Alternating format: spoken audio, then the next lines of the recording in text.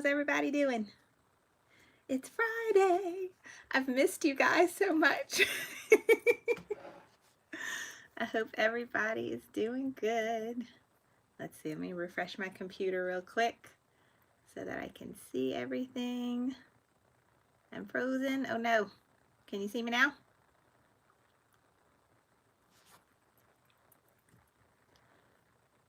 Hi, Karen and Deborah and Cynthia.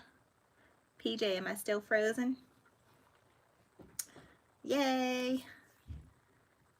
How are all y'all doing?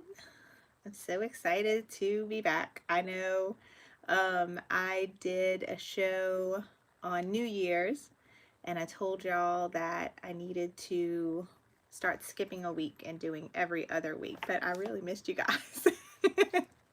It's hard for me to not do this every Friday night. Oh, thank you for noticing. Thank you. Let's see, I don't want to mess up your name. Lalaine or Laline? Tell me how to say it right, because I feel bad. I know I'm not saying it right. But thank you for noticing my hair. I went to the hair salon today. I got my hair done. Literally been over a year since I had color or highlights or anything. So this was a very big deal. And I was very, very excited. I feel like a new woman. Let's see. You like dinosaurs? I do like dinosaurs. Well, oh my goodness. You want to show everybody your dinosaurs? Here she comes. you like it, everyone? You like dinosaurs? Well, here you go. You want to say hi, everybody? Hi. You want to tell them what Mommy's making tonight? What am I making? My new scarf. Are you so excited? I'm making you a scarf. Yeah. So I made Abigail's scarf. What was that, on Monday? On Sunday or Monday, I test ran this to see how it would come out. So I made it for Abigail because we know how picky she is and how I make her. Okay, no more screaming. We know how picky she is and how sometimes I make her things, and while I'm in the middle of the video, she tells me, no, I don't like that. So we have to test run things with Elise. And so I made her sister one, and of course, she loved it because it's her favorite color. What color is it? Pink! So she's been patiently waiting all week because she's like, Mommy, I want you to make me one like that. And I'm like, I'm going to make you one on Friday. So she's been waiting all week. Okay. All right. Now it's time. Okay. Yes! Okay. It's time. Okay. Listen. It's time for Mommy to start making your scarf. I can't make your scarf if you're acting crazy. Can I watch? Yeah. Okay, you have to sit here. Mama, tablet. I got it right here. Hold on, guys. Let me get her set up. Thank you. You're welcome. Yeah, good mama. Oh, thanks. You good mama. Thank you for thinking that. Okay, here you go. Don't dig in my bag. No. I like the colors, and I also make Thank the you. charm that's in there. Thank you. I made that. Okay. Okay, so that was our introduction. It looks good. From Elise. It looks good So for those of y'all tuning in for the first time, or if you're re-watching the rerun, that's a lot of words there. Hi, my name is Carly Bell, and I like to get together with y'all on Fridays for a little something we call Sip and Stitch. I have my sip, and this is what we're stitching tonight. So I was excited about this project, and I've seen a lot of really cute fleece projects that people have been doing, a lot with the designs by Juju and the pattern from the Crafty Gemini. She has an awesome fleece hat pattern, and they kind of modified it a little bit, and so it has a little pom-pom on the front, and people are doing an applique on the top of the hat, which I haven't gotten around to that yet. I want to try and make my girls one of those, but I thought in the meantime, since people already have and have been doing a lot of the hats, how cute would it be to have a fleece scarf to go with it? And since I'm not a seamstress, I try to be, but I'm not, this is a no-sew project for a scarf. It's very, very easy. So, I bought some fleece a while back with some intentions of making for Christmas, but I never got around to it. So we'll do it for next Christmas. The cute little sweater outfits for your elf on the shelf. So I bought some fleece at Walmart to make some, never got around to it. And then I was like, maybe we can make scarves instead. So I'm going to show y'all all this tonight. So the scarf itself, that is super duper easy. And then I found this adorable polar bear applique on Creative Fabrica. And if you've never been to Creative Fabrica before, I have a link for the polar bear down below, but they have a whole freebie section, and I was just looking at it. I want to say there's probably at least 20 to 30 free embroidery designs, and they have some really cute ones. And they change them out like every month, so they always have something new. So go check that out. If you're just starting out and you don't know what to do and you want some like starter projects, go download all the free designs. And then they have like 5,000 more embroidery designs on top of that. And you can get a subscription and all that stuff, so you can download as much as you want. I've been going crazy with it, with not only embroidery designs, but fonts for the computer, and they don't have embroidery fonts yet on there. So all the fonts you're going to see, those are going to be for your computer or for your cutting machine if you have a Silhouette or a Cricut. Lots of stuff for that. And I've even been playing with graphics and all kinds of things. But anyway, that's where our applique is from tonight. And then the font I'm using is from Creative Appliques, and it's their Twinkle star font. And I have both of these linked in the description box down below. So if you want to get those, I was under the impression that this polar bear design was, it's been free since like November, and that it actually expired today. And I thought it was going to run out at 4 or 5 o'clock Central Time today, that it would no longer be free, but I just checked it and it is still free. So hopefully when you are watching this, if you haven't gotten the applique yet, you should still be able to click the link below. It will take you to Creative Fabrica, and it's hopefully it's still free. So so that is what we're doing tonight. So let me go back. I'm sorry, paying attention to the chat box. Let's see. Ooh, Delia said she got fleece online from Joann's for $2.99 to $3.99. Awesome. Let me show y'all the fleece that I got. And I just picked this up in the fabric section at Walmart, and it's pre-cut. But this is what I'm using. It came in a bundle like this, and it's a yard and a half. And so this is the pink I'm using tonight for the scarf. And then I got a bundle of white, and that's what I cut out. I already cut out my piece for my applique. That's going to be the bear. And then I got these because I just thought the girls will like them, and I've already gotten a request from Abigail and Elise that they want scarves with this kind too. So this is a tie-dye one they had. And then Elise really likes this one because she loves cheetah print. This is a cheetah rainbow, and they're so soft. And my girls love soft things. So as soon as they felt all of this, they were like, oh, Mom, like they want to be covered in the fleece. So this piece is probably big enough just to make a blanket if you'd want to do that too. And then you can embroider a name, monogram, applique, something on the blanket as well. And you can cut all the little fringes on the edge of the blanket. So that would be a cute project too. But this is all the fleece that I have, and this is what I'm using tonight. So I think in the next couple of weeks I'll be making them scarves with these other two because they're loving this. Even though I live in southern Louisiana and we only have winter for like 2 weeks, in those 2 weeks my kids will have 3 different pretty scarves to wear. So let's see. Let me check. So a big shout out to Carol. Thank you so much for moderating, and also Brenda and Con. I appreciate y'all.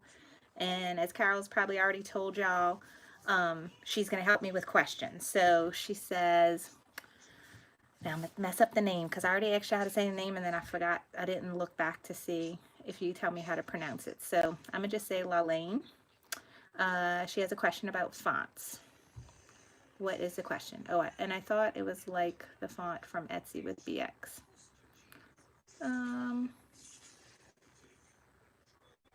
Thank you, Amber. Got my hair done today. I'm feeling fresh.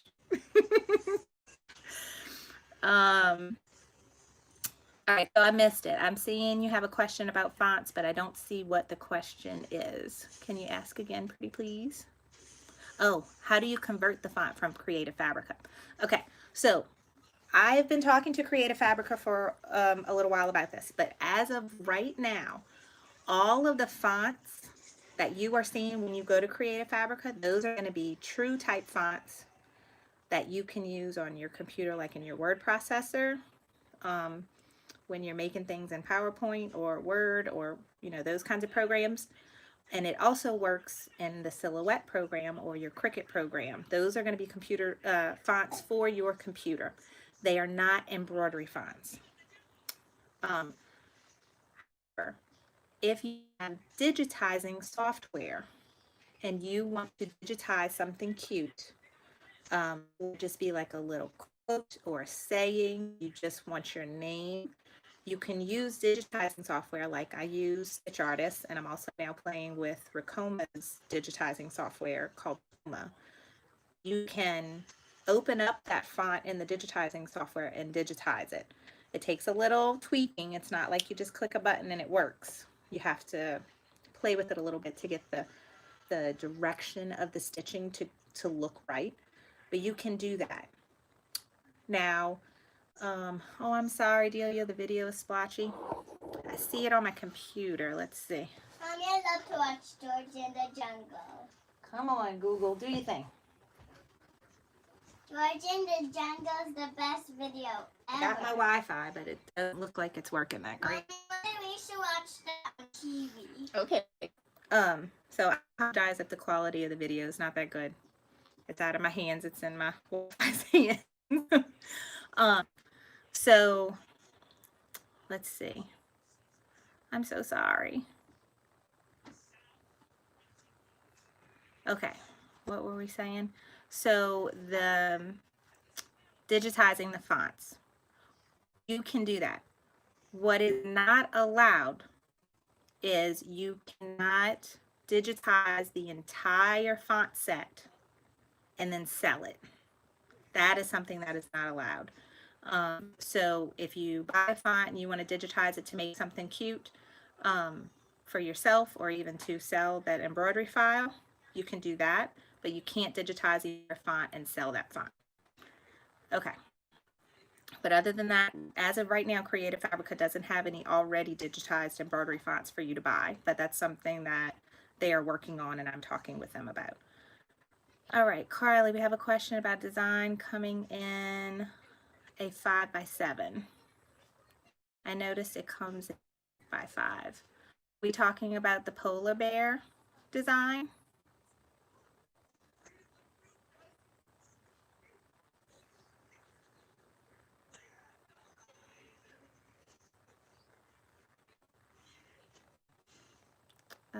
No problem. We're talking about the polar bear design. Okay, let me go click on it. I opened it up in Embrilliance and it fit perfectly in the 5x7 hoop. Yeah, so the dimensions of the polar bear by itself is 7.05 inches by 4.96 inches. So it should fit in your 5x7 hoop perfectly. Now, I added a name underneath mine. So I am using a bigger hoop. So one of your options is you can, like right now, I have the polar bear open in Embrilliance. I'm gonna click it and I'm going to resize it down to 80% because I wouldn't do more than 20. When I resize it to 80%, it's now 5 and 11 by 16 11/16. So it's a little smidge smaller than 5 inches tall, and now it's 4 inches wide. Now you should be able to fit a 1-inch name underneath it. So you definitely can shrink it to be a little bit smaller, still in your 5x7 hoop. And you could even just smush it this way. You don't have to shrink it all if you still want it to be 5 inches wide, and then put your name underneath it. So that is an option for you if your biggest hoop is 5x7. And I told my persona owners, if you want to do this on your 8x8 hoop, you would have to shrink it even less, just a smidge shorter, so that you could fit the name underneath it. So my design, so this bear is 7 inches tall. The name is 1 inch, and then there's a little space in between it. So overall, my design is about 8.5 inches tall. Okay, let me go back to the video. Is my feed looking any better? No, I still look blurry, huh? Okay, so Marissa, I do have a video on how to add a name to an image in the unit section of the Facebook group. I have a whole bunch of Embrilliance videos there, and I do have some quick short ones on how to add a name. So you can go check that out. Miss Scarlett, you're still learning Embrilliance. How do you reset 80%? Okay, let me show my screen real quick.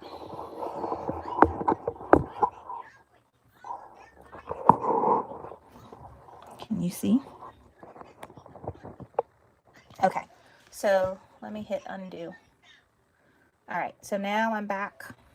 I have mine open up in my 8x12 hoop. That's my big hoop for my Ricoma. So that's where mine is in. That's why it looks like it.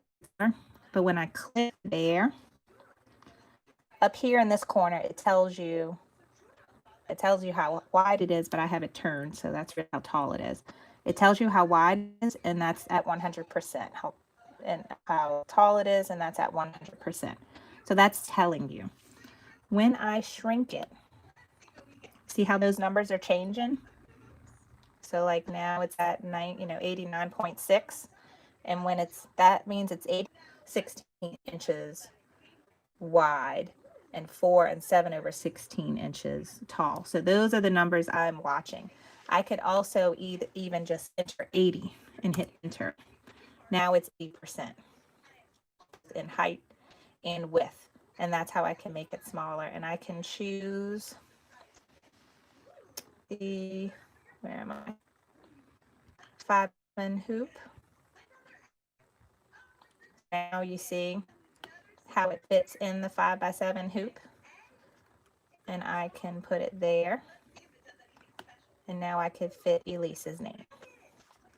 And I would just, make sure everything's centered, the space looks good, everything looks good. So that's how you would fit it in your 5x7 hoop. Now I haven't done a test stitching it down that much. I think it should still stitch out fine. This scarf is all stitched filled, and it's a really pretty motif. You can see it stitches. I think all that will still stitch fine when it shrunk down, but I mean, the fleece is not expensive, so I don't think it would hurt to just go ahead and try.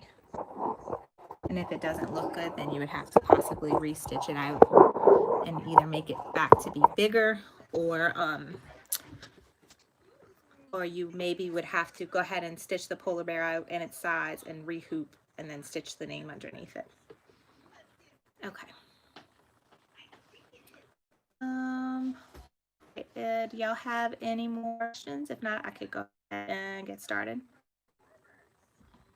Yeah, to rotate the hoop is easy. That's in the preferences. Also, you look at the bottom kind of center, a little to the right of center, that says hoop, and it says 7, 1/16 times 5. If you double click that, it will automatically rotate the hoop. Okay. I guess that's Martha wants her password and create fabric because she says she gets conflicting password information, number of characters needed. Ooh, I don't know about that. Have you tried entering your email and then just hit forgot password? and then you can change it. That's the only thing I can suggest, or contact Creative Fabrica. They can help you.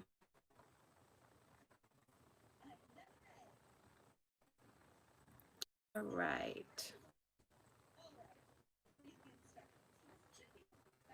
Okay, so if everything's good, then we will go ahead.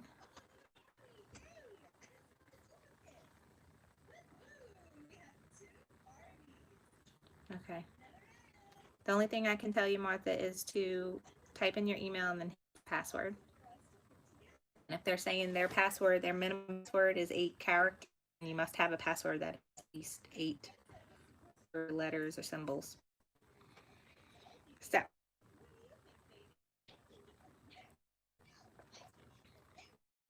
yes, they have a lot of great work. And actually, the designer of this, I really love the way this polar bear stitched out. I love the teeth. Love the way it, you know, I pay attention to digitizing. I don't like when they have a lot of jump stitches. I don't like, you know, I'm just picky about some things, like the way appliques are done. I like the way that this was digitized.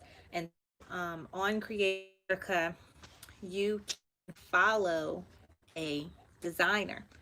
So when you click on the it'll tell you the name of the it'll name of the designer, and you can click on the name of the designer. It will show you all the designs by that person. She has, or he, I don't know if it's he or she, a lot of cute stuff. So I went and downloaded all of it because I have the subscription, so you could just download away. So super duper cute stuff. Lots of rainbows. I love rainbows and llamas. Squad is ready. So we decided from last time that we're going to call ourselves the Sip and Stitch Squad. So what y'all think about that? Okay. I'm so sorry that the video is blurred. I bought a new Wi-Fi system. Apparently it's getting bogged down tonight for some reason. It might be because my kids are both on their iPads and stuff watching things, and my husband's probably watching something on TV, so I'm very sorry if it's blurry. Hopefully the replay might be better. It's blurry. Okay, frozen. Okay. Please, can we turn the iPad off for a second? No. Just for a second. Let's see. Let me do a speed check on my computer. I want the tablet. Hold on one second, baby. So sad. Not happy.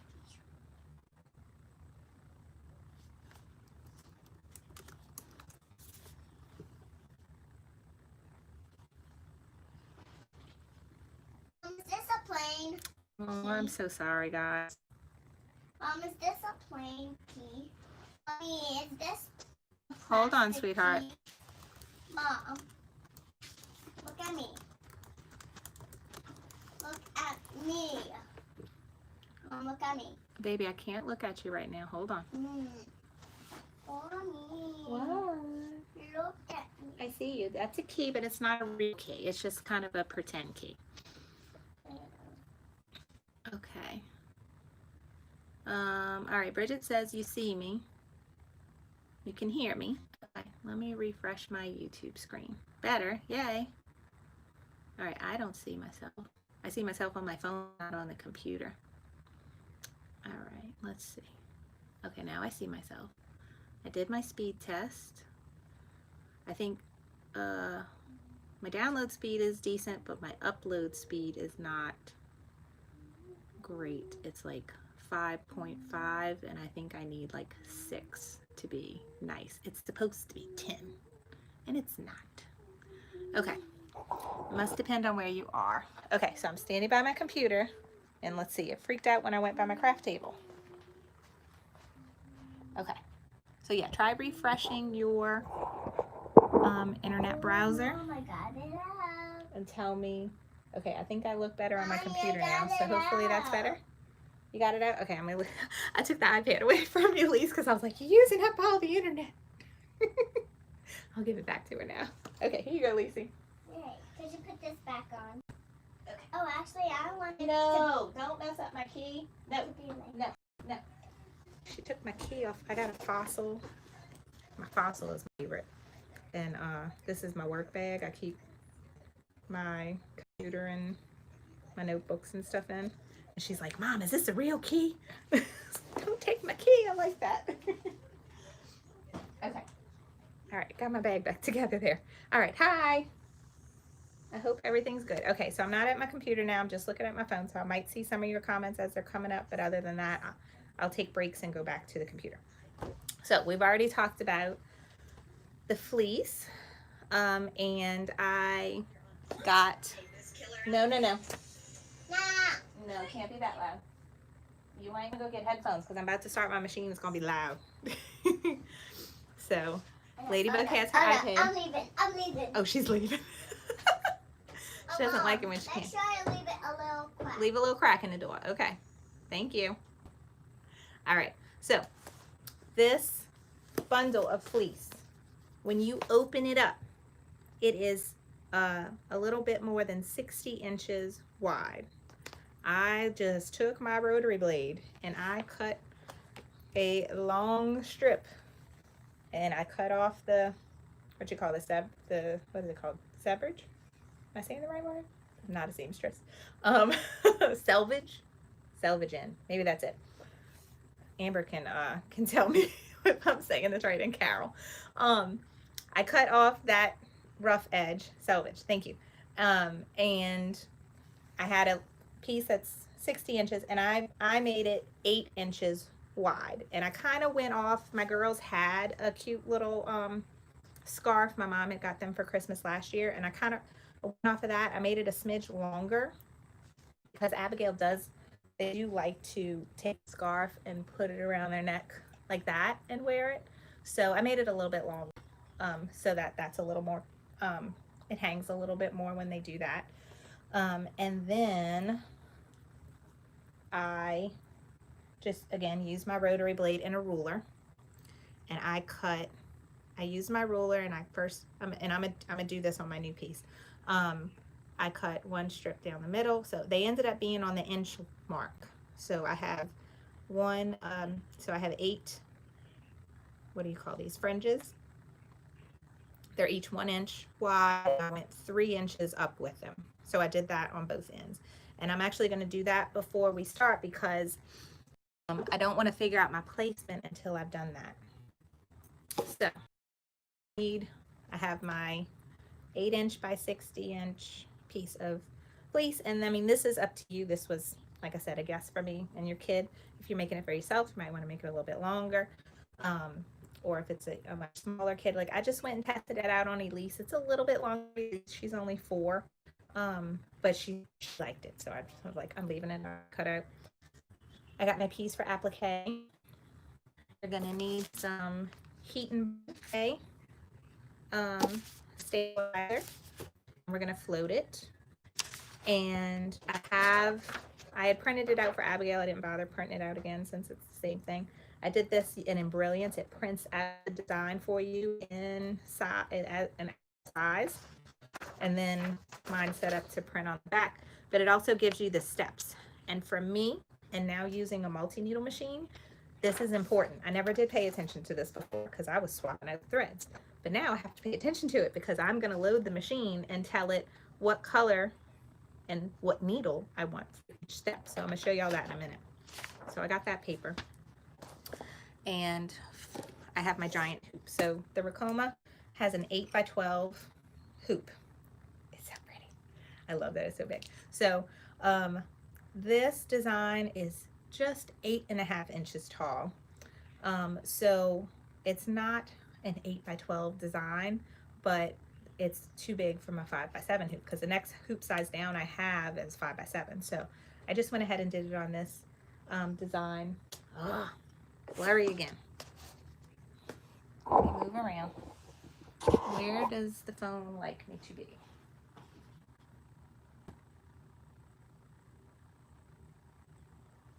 Okay, so I'm refreshing.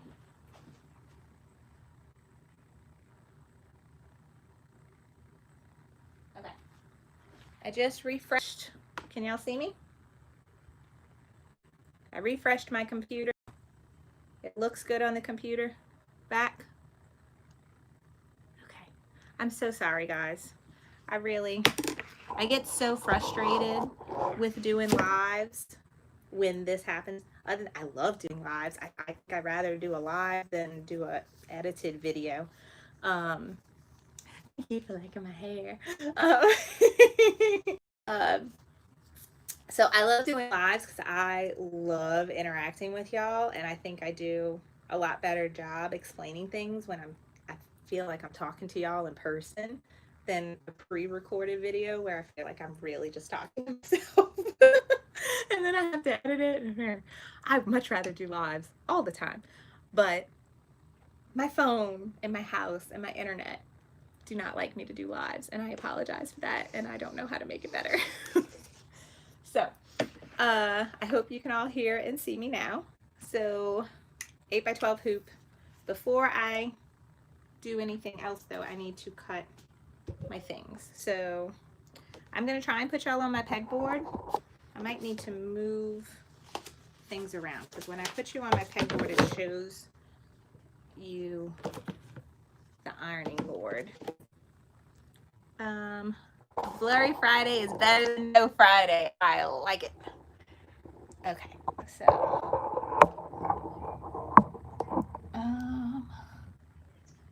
okay, so y'all see my table? Let me move some things around. So my cutting mat. Also, my cutting mat did not like cutting the fleece. I still have a lot of almost like lint stuck, like it went in the cutting board. So all I'm doing is I'm lining the edge of my scarf here,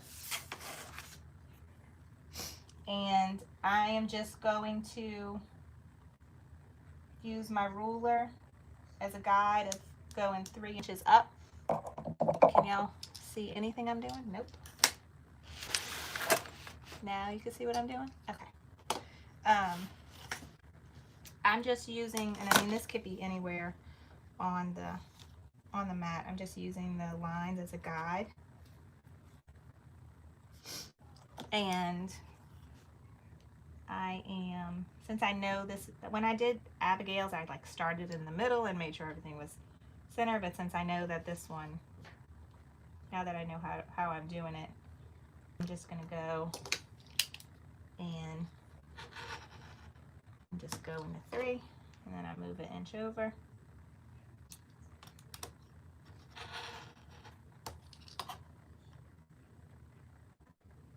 Or you can do your scissors, whatever works for you.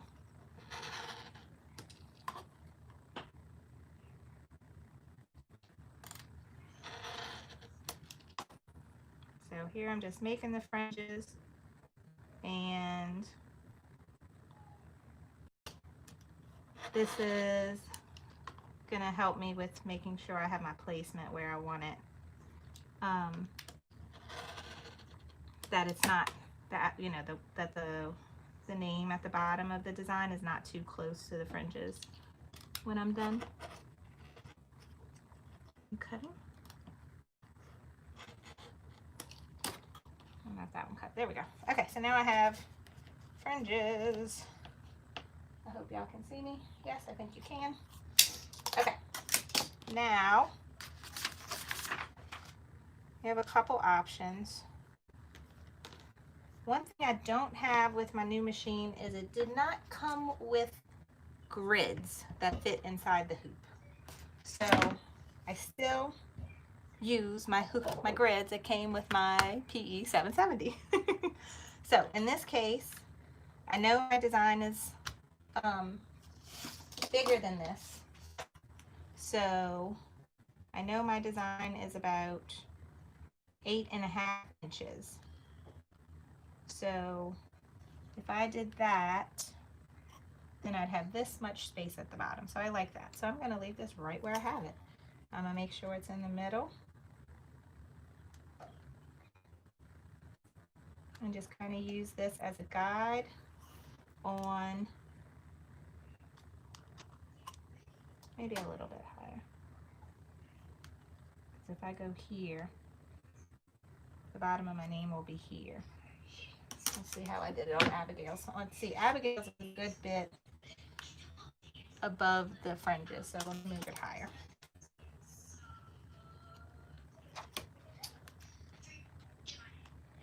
Here.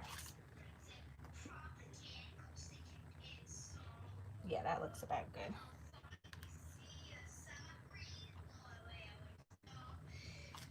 Yeah, I like this. Okay, so there's really no wrong way to do it. I'm just kind of playing around with it. All right, and then I'm gonna use my water soluble fabric marker and make my placement marks.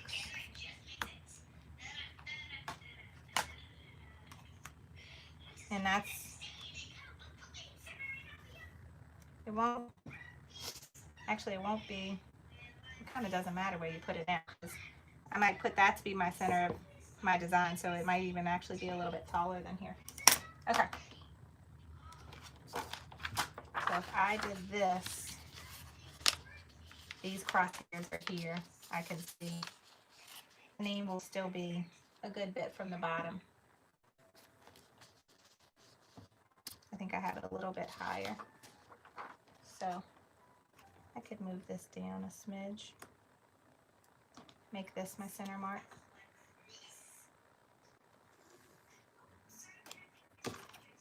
Do that. I'll do that as my center mark instead. I think I put it a little bit too high.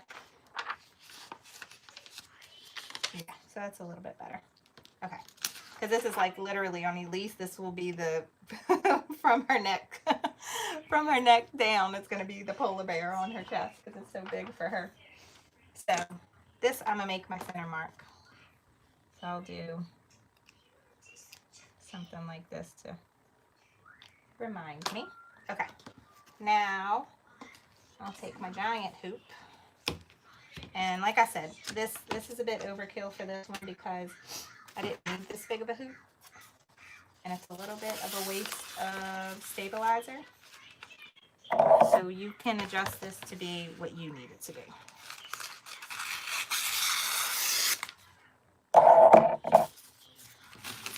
So I'm just putting that there.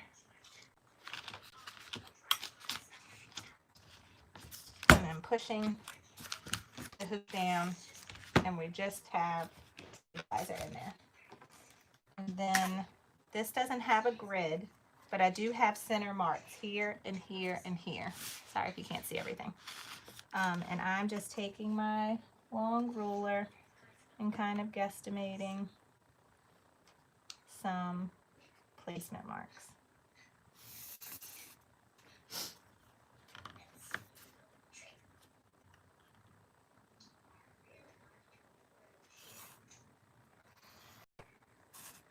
Okay, so once we have that, then all that's left, I didn't want to use sticky tearaway for this because this is a really fluffy material and I think the sticky would be too sticky for it. So I just used regular tearaway. This is actually iron-on tearaway, but we're not ironing anything right now. And I am going to spray it with my spray adhesive. I usually put this in a bag to do it, but I don't think my bag is big enough, so I'm just gonna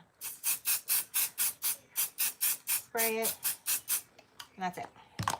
I tried to keep it focused here and not on my hoop itself because none of that is important. It's only this center piece that's important right now.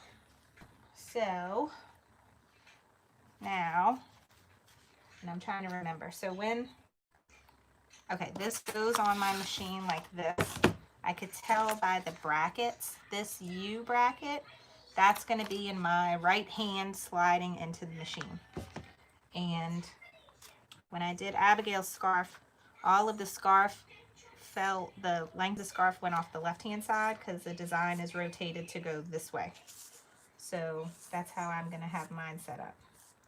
And I'm just laying this on there, trying to have it somewhat centered and lined up.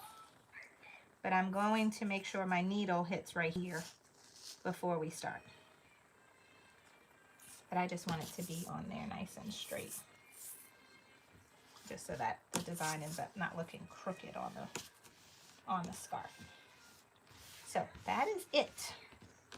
Now, for right now, we're ready to go to the machine until we have to come back here and do the get ready for the applique. So, how's my video looking? I'm looking at the computer. I'm still there. I'm not frozen. So, any questions for right now?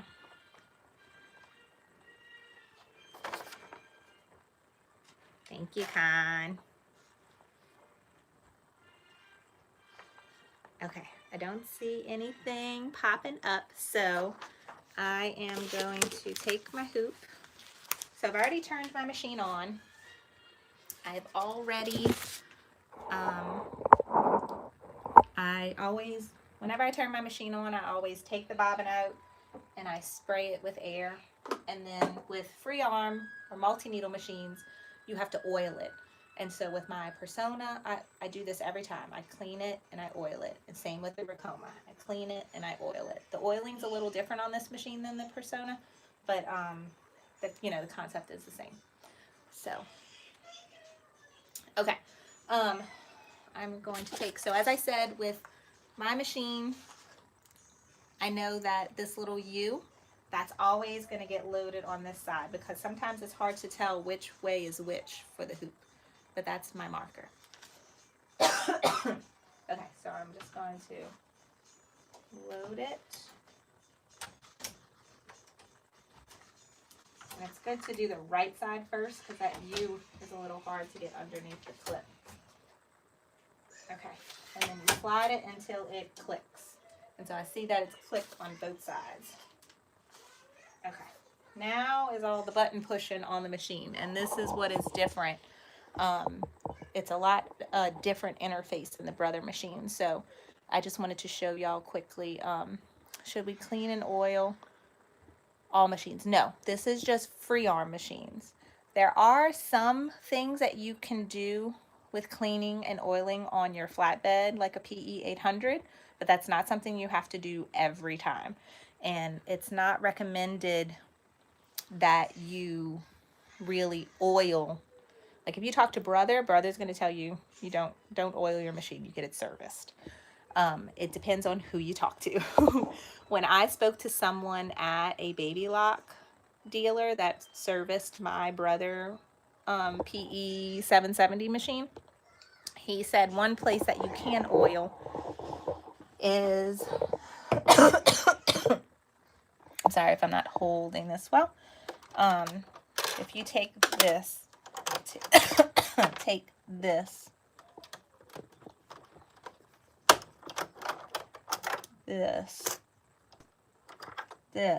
all those pieces out. If you saw all that, you can drop some oil right there in the middle. That was the only thing he told me. And then that's not something you do every time. And then other than that, you just take a dust brush and you clean out all in there, make sure it's not dusty. But those are the things, I'm gonna leave that out because I have to make sure I do it right. Those are things for a flatbed, but that is not often. That's not every time. Free arm machines, you need to clean and oil every time you use them. With the Ricoma, because this is an industrial machine or commercial machine, some people that get this machine are literally running it all day long, making things to sell. Their suggestion is that you oil it after 4 hours of use. So you might oil it more than once a day, depending on how much you're using it. And actually for Christmas, I ran this sucker all day. I made a bajillion key fobs and I loaded this giant hoop and I had 9 key fobs stretched on it. And I did like 5 hoops of that. And I ran all day doing that. So I oiled my machine one more time that day just to be safe. Excuse me, I got a tickle in my throat. Sip time.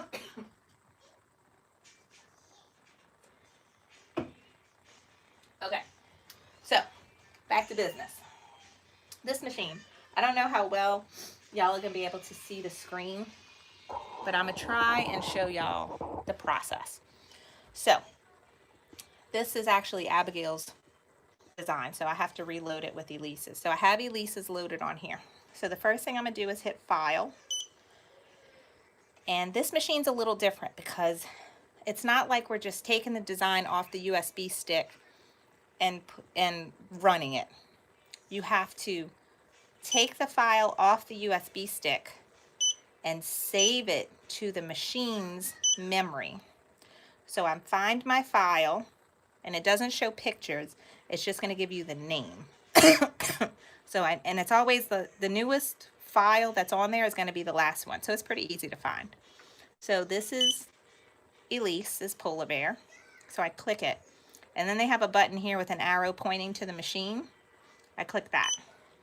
Now it has loaded the design into the machine's memory. So now I click the machine. These are all the designs on the machine, and Elise is the last one. I click that. There's her design. I hit OK. So that's how you load a design on the machine. And now it's on the machine. So if I wanted to stitch it again, I don't need my USB stick. It's saved on there. And then you will get to a point where you probably have too many designs on your machine. You can go and erase the ones that you don't use all the time. So it's not a big deal, but it's cool that you can do that. So now Elise's design is there. So the next thing to do is to pick your hoop size, and that is under Design Set. There's lots of features here where you can resize, you can rotate, you can, if you want to do multiples of the same design, you can do multiples and have them spaced out accordingly. And then you can pick your hoop. That's the last feature. So there's options for the cap hoop. This is the 2x3, the 4x4, the 5x7, the 8x12 is what we're doing. And these are the bigger hoops. All the Ricoma machines have the same interface, so I don't have, I think it's the 1501. They have like different versions of it, but they have much bigger hoops than this one. And so they're showing those hoops on here, but I don't have that option. This is my biggest hoop I can get. So that's what I pick, and I hit OK. And now the machine is registering that that's the hoop I'm using. It's going to put the number 5 needle right in the middle of that hoop. I can see, I don't know if you can, it is not right on my center mark, so I'm going to move it a little to make it there. Now I'm going to hit Escape. That's all set. Now, before we start tracing and making sure we have it in the right way, the last step is to assign colors to what needle am I using for what step, and that depends on what colors I have on those needles. So this is needle number 1, number 2, number 3, 4, 5, 6, 7, 8, 9, 10. So you can load this with whatever colors you want, but you can have 10 colors loaded at one time. So now I have my cheat sheet telling me what I want for each step. So for my placement stitch, I'm just going to use white because I have giant cones of white and black on the back here. So those are the colors I'm using for placement stitches or random stitches that you're not going to see once it gets covered with a satin stitch. But you can use any colors for those. It doesn't matter. But one thing when you're doing applique is once it does the placement stitch, you want the machine to stop so that you can then place your fabric, and then it does the tack down stitch. Thank you, Carol. Then you do the tack down stitch and you want the machine to stop. So there are ways to do all that in the machine. So I have numbers here. The colors that are on top of the numbers don't represent the colors I have on the back of the machine. That's just how they have it coded. But I am looking and I wrote down, you know, white is number 5. So I'm going to hit 5. And I'm going to hit 5 again for the next step. The next step is the polar bear's kind of behind his nose. I'm going to do gray, and that's color number 4 for me. The next step is his nose and his eyes. I'm going to do that in black. That's 6. The next step is the cheeks and the little heart on the ears. We'll do in pink. That is 1. Then the bottom of the scarf I'm going to do in gray. Then the scarf itself is red. That's 3. Then the outline of the polar bear is white. And then the last step is the name, and I'm going to do the name in red, and that is 3. So now I have all my colors programmed, but I know that on step number 1, I need the machine to stop. And there's an F button here, and it shows a picture of the frame coming out. Do y'all see that? And see the first step is highlighted. I'm gonna stop it there. I'm gonna stop it after the tack down stitch, and I'm going to stop it 4. This one. And I'm gonna tell you why in a second. Before it does the scarf, I'm gonna pause it where it's gonna stop. And that's because the scarf is extra dense. You see how dense this scarf is? So I was a little worried that it might pucker or it might gather the fabric so much that it wouldn't look right next to the white satin border here when it does that. If any of y'all have done like a really dense satin stitch, filled stitch before, sometimes after you do the fill, the outline doesn't look right. There's like a space next to it. So because I was worried about that, I paused the machine before I did the scarf, and I'm gonna float another piece of tearaway underneath before it starts. So just under the scarf, there's 2 layers of tearaway, just to give it a little extra support. I didn't test run it without it to know, so I'm gonna do it again because it came out nicely on Abigail, so that's what I'm gonna do again. So now we have the machine programmed, so I'm gonna hit OK. So everything's done. We got the design set, we got the hoop chosen, we got the thread color steps picked out. So now I'm going to lock the machine. Actually, no, let's see.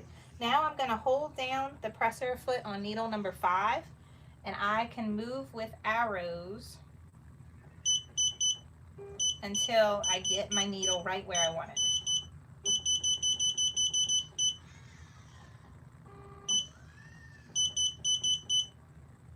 That looks good. Okay, that's where I want it. So holding down needle number 5 because that's the center of this head. Now I am going to hit the lock button, and that's going to enter embroidery status, and hit OK. And I'm going to trace. This is the trace. You can't trace until you enter embroidery status. So this is the trace button, and it's going to move to needle 1, and I can hold down needle 1. Oops. And it's going to show me right where this design falls. So you can tell, and then you see my needle number 1 is right in my center mark that I marked on it. So you could see nicely right where this design is going to go. It's right where I want it to go. It's right where I had it placed with my marks. And so this is ready to go. So the first thing it's going to do is I have a green light now to hit start. So I'm going to go ahead and do that. It's going to switch to my white needle and do the placement stitch. And I am going to go ahead and iron a piece of heat and bond on the back of this fleece real quick. I'm going to iron board that.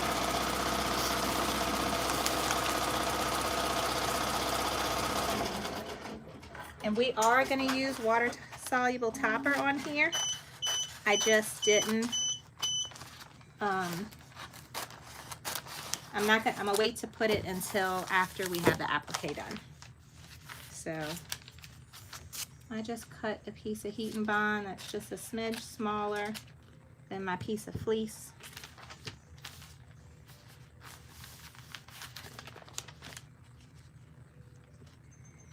And so you heard behind me that beeping. That means the machine stopped because I programmed it to stop after it was done with the placement stitch. I don't know how well heat and bond does with fleece. I did it on Abigail's, but I don't know that it's really,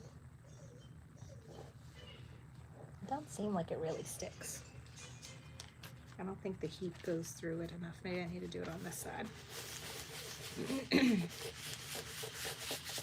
And I mean, you might not need heat and bond. I think I'm definitely gonna have to wash my scarves because my girls get everything dirty, especially when they wear it to school. So I just didn't want the fleece of the polar bear to pucker out after I wash it. So that's why I'm putting heat and bond on it. So yeah, the fleece is too thick to iron it on this side, so I had to iron it on the side with the heat and bond. So I'm gonna let that cool for a second. And now I peel it off, and now I got that shiny heat and bond. So I might have to use my bigger iron or my heat press to get it on the scarf itself good. But that's that. So also something really cool with this machine is that when it's done and I programmed it to stop, it also has the frame comes out. So I don't need to take the hoop off of the machine to make sure this looks good. And I could, even for the part where I need to trim this, I still don't need to take the hoop off the machine because it's nice and pulled away from the needle, so it's not under the needle where I can't reach it to cut it. So that's a really cool feature that it pops out like that for you. Okay, so I'm just placing my fleece on top of my placement stitch, and now I can hit start and see now it moves back in, and now it's going to tack down the polar bear.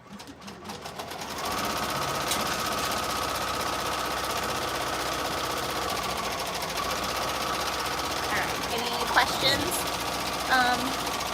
that I missed?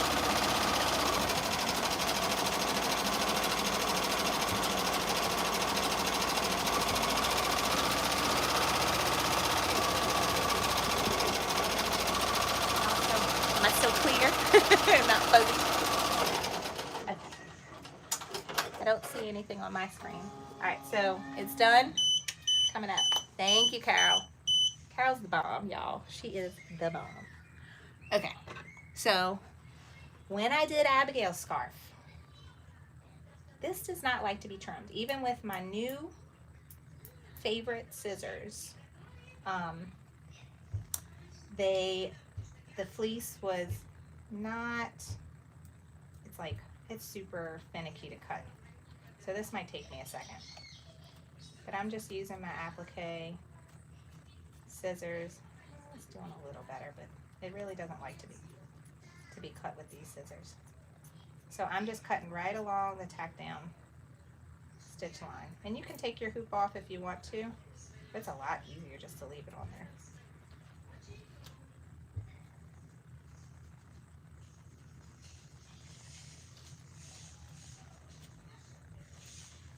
So you just want to, I like this design because it doesn't do just a straight beam stitch for the tack down. It kind of does a zigzag stitch, but it still has a nice straight edge for you to follow along with your scissors.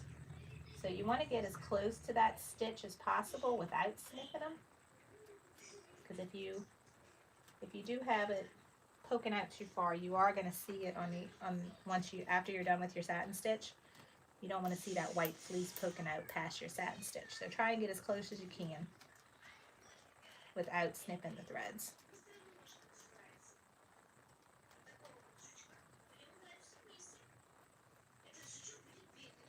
But even if you do snip them, it's not that big a deal because they're going to get tacked down again with the satin stitch. I have no idea what my daughter is watching on the iPad, but it is not in a language she speaks. Which might be really helpful. That might teach her something new. We'll see. If she starts speaking to me in a different language, it's gonna be awesome. But I'm gonna have no clue what she's saying.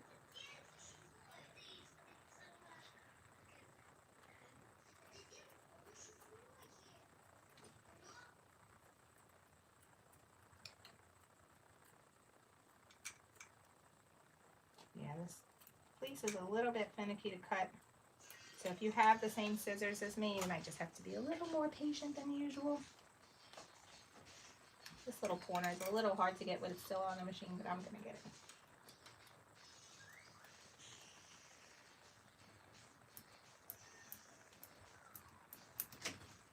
Mommy, What's that, babe? can I get this game? It's just a dress-up game. Can you show me after I'm done my video, please?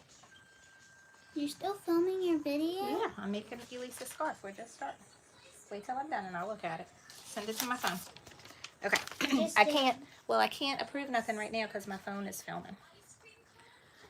Okay, So, Oh my gosh. I know, I'm gonna make you a tie-dye one. So we have a polar bear. So you see it? So I could take this off. I was gonna take it off anyway. Thought I was gonna get away without it. I do wanna, I don't know how well it's gonna iron with my little iron. I don't want to turn my big iron on because Mom, this feels like a blanket. I know it kind of is. It is a blanket? Well, it can be. It's a big enough piece of fabric to turn into a blanket. Make me a blanket. I don't know how well the heat and bond is working because my little iron probably, I don't have enough pressure or heat. I don't know. But when I turn my big iron on, if I have my big iron on or my heat press on and anything else is on, my breaker flips in my room. So I don't want to risk that. I don't have the best luck with these kinds of things. All right, I'm making sure when I slide my hoop back on, I have it in the right orientation because over Christmas, when I was doing the 50 million key fobs, I put my hoop on and it was turned the wrong way and I messed it up. After I did my, what you call placement, tack down stitch and I trimmed everything. Hello! Say hi. Okay, so the polar bear is on there. So Mama, now we could talk for a while because it's going to stitch out. What's it going to stitch next? It's going to stitch the, get back you. It's going to stitch out the gray, scarf. the black, the pink, this gray, and then it's going to stop. And then we're going to float a new, stop it. Then we're going to float another piece of tearaway before it starts the scarf. So it's going to stitch all that. We can sit and talk now. So I'm very excited. So I'm going to hit, make sure everything's on here. It's loaded. Even Ozzy's trying to get in the camera. And I'm going to hit start. And it's going back. And now it's switched needles. Now it's doing the gray. Ozzy, When hello to the Ozzy camera. Hello. Ozzy doesn't like this machine. Don't bring him close to it. He gets mad at it. Okay, so now it's doing the... So I'm so excited. Okay, hold on one second. Abby, move out the way, sweetie. All right, let me sit down. All right. Kind of crooked here. Okay. Wants to know the video you use for placement as an SVG for cutting. That video, if you go to my YouTube channel, I think, let me see, what does it look like when you just go to it?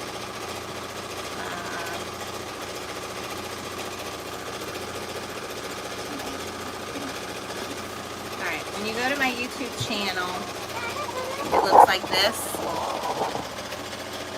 Go right here where it says videos.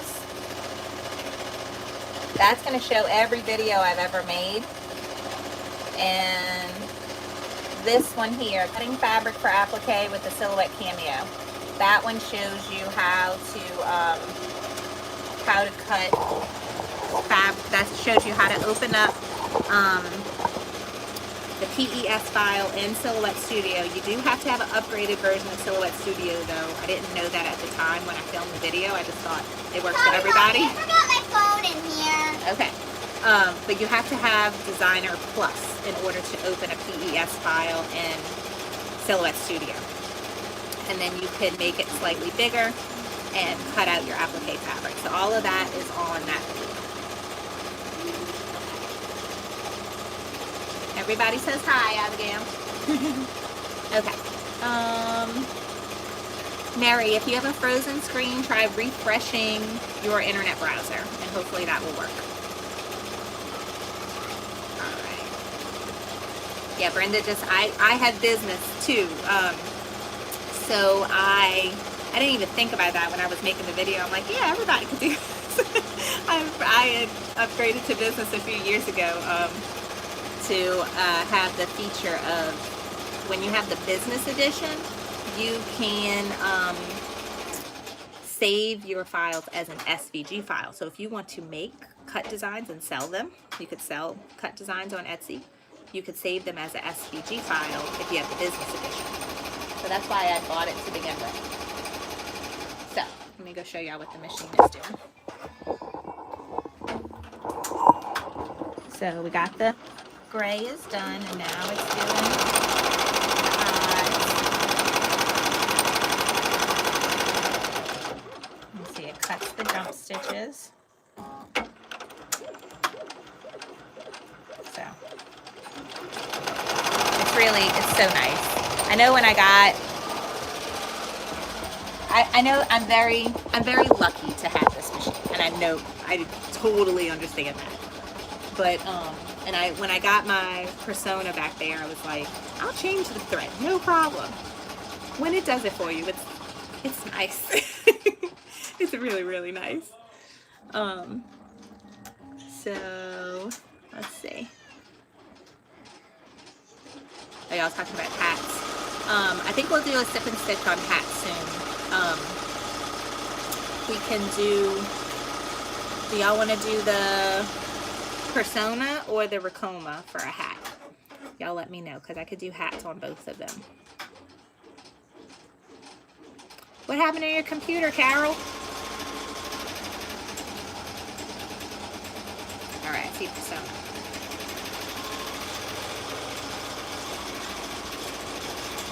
All my Persona people's like, oh, the Persona.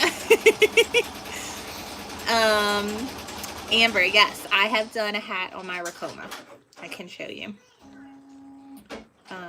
Okay, well, I'll do the Persona the first time, and then maybe later I'll do a hat one on the Ricoma. Because I know Amber has a very, very similar machine to me, so that would help her. She set it on fire with that speedy typing she does.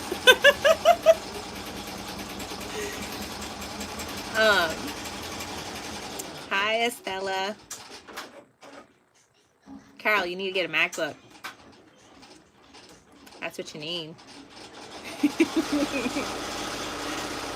Hi, Marsh.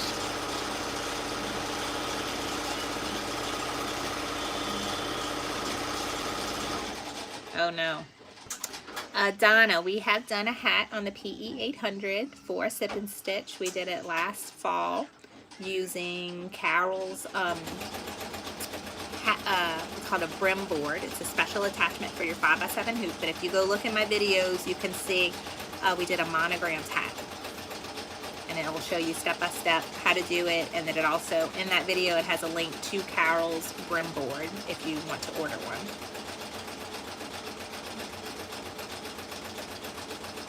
Thank you, Marsh. I got my hair done today and they curled it for me. I feel very special.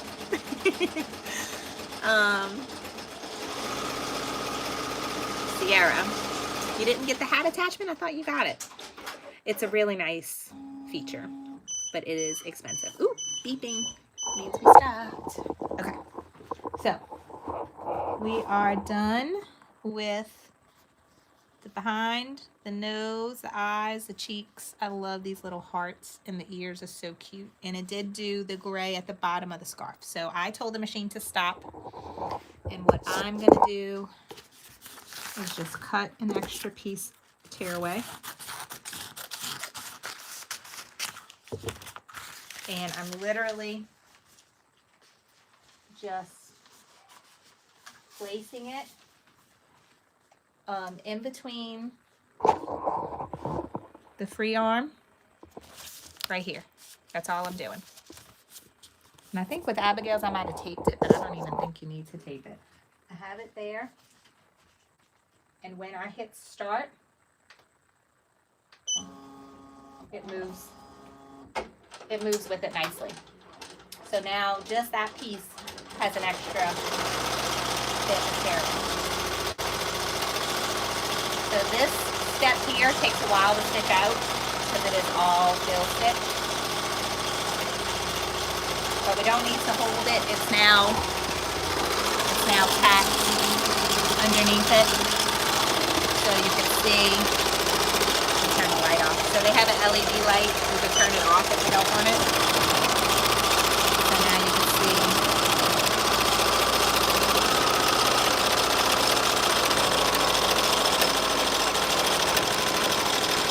The machine automatically slows down. I have it set on 1,000 stitches per minute. but because of the motif and the style of stitching, it is automatically slowing down to 600, 700. Just depends on what step it's at. It will speed up when it knows it can speed up, but it will slow down when it knows it needs to slow down to stitch nicely. So that is the motif that is stitching. So that's going to take a little while, so I can answer some more questions. So let's see. All right, so I'm going to write down on my list, we need to do a hat on the persona. Okay. And I have a good design in mind that we can do for that.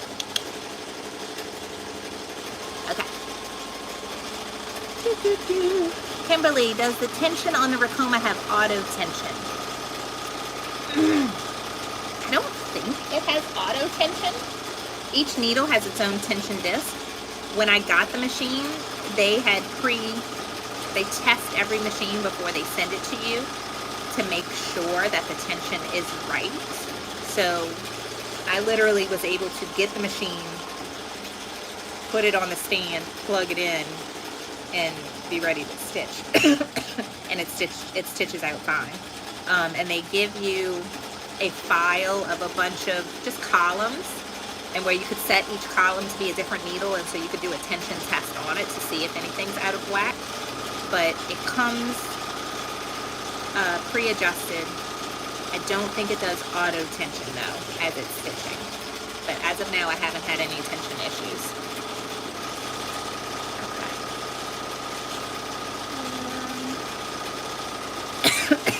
Okay. Yay, welcome Dimitri to your first live. Thanks for coming. Okay.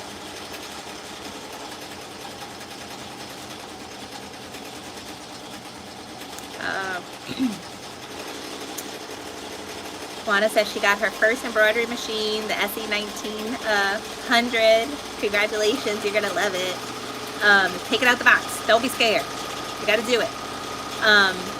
The SE-1900 is almost the exact same machine as the PE-800, except it is a sewing and embroidery combo machine, so it has extra features of that it could be a sewing machine as well.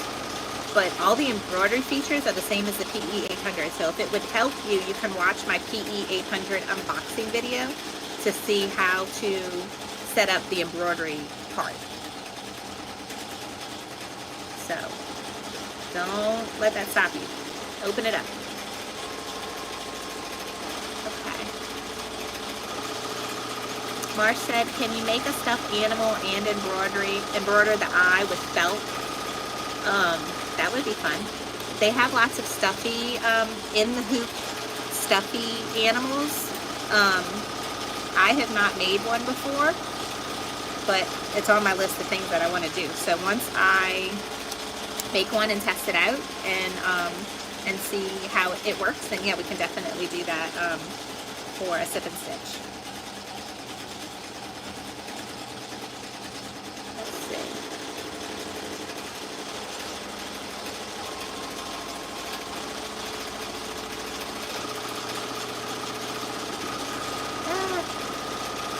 Getting lost.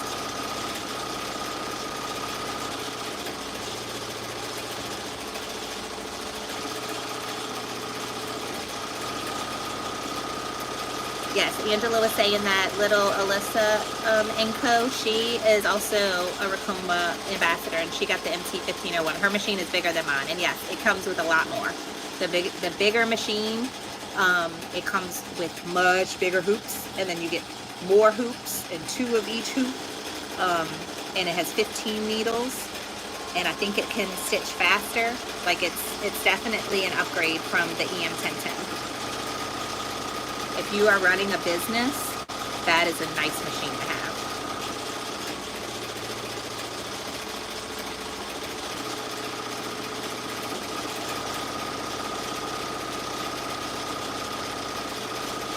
Yes, Marissa, we need to do your persona training. I know I've been bad about finding the time to work with you. Every time I'm available to work, it's probably like 4 o'clock in the morning by your house. Because you live in California, but we're going to get your persona training. So for anyone that doesn't know my persona back here, I'm an affiliate for Sewing Machines Plus. And if you're interested in getting that machine, if you order it through me in my link, I have a coupon code I can help save you money, but I will give you free training on that machine if you buy it through me. So if you're interested, send me a message on Facebook or email me at hello@carlybell.com. You can also go to my website and there's a contact me form and you can send me a message there. And I'll give you training on that machine. So Marissa bought her machine a month ago or a couple months ago, and she just got it in and we need to train. I might be available tomorrow evening, Marissa, if my kids behave themselves.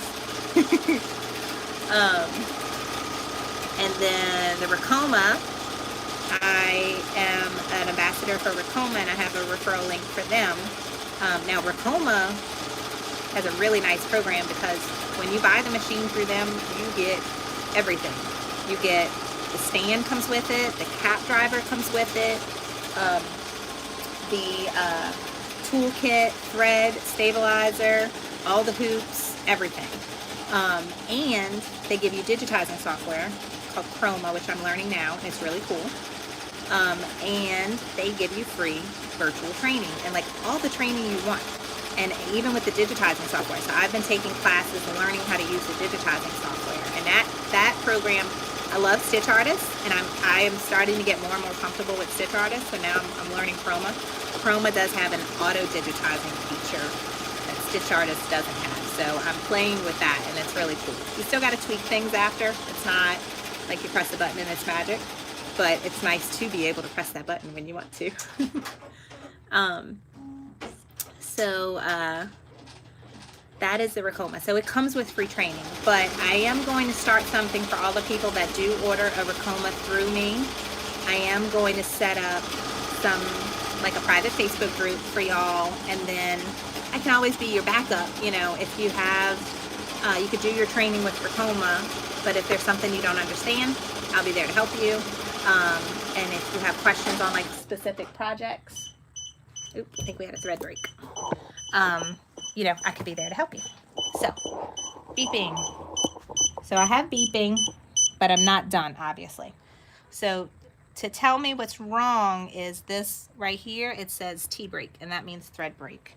And I can go and see that my red thread is all the way up here. So I'm just going to rethread it. So I'm just going to pull that down. And I have to go down here. Let's see.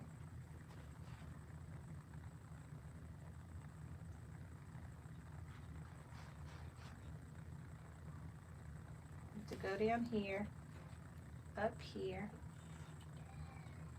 through this hole. I need to cut this because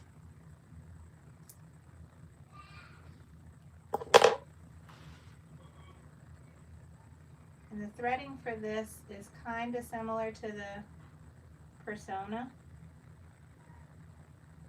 We just have more of them. And so I'll pull this down.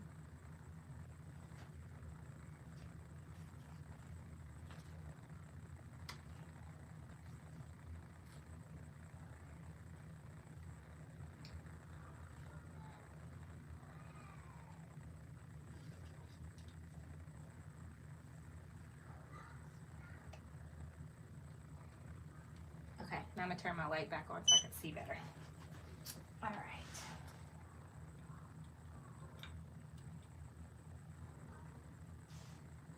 And same with the Persona, I have this trouble too. You have to make sure that the thread is going right down this path like it's supposed to.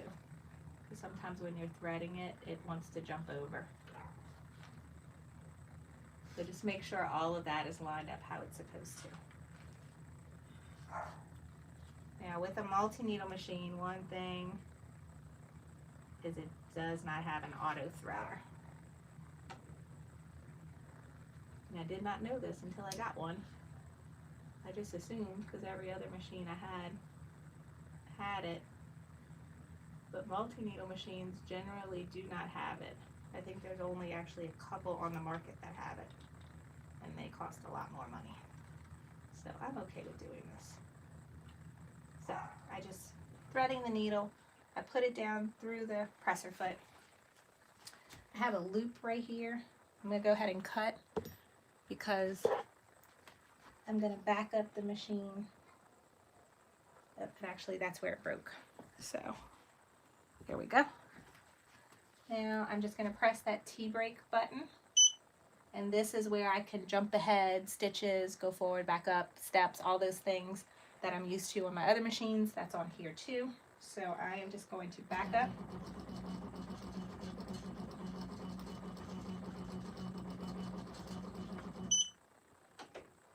That looks like well beyond what I needed to back up, but it's fine. I like to overlap stitches when a thread breaks to make sure that there's some overlap and that it won't come loose. So now I'm just gonna hit start again and see if it's gonna pick up.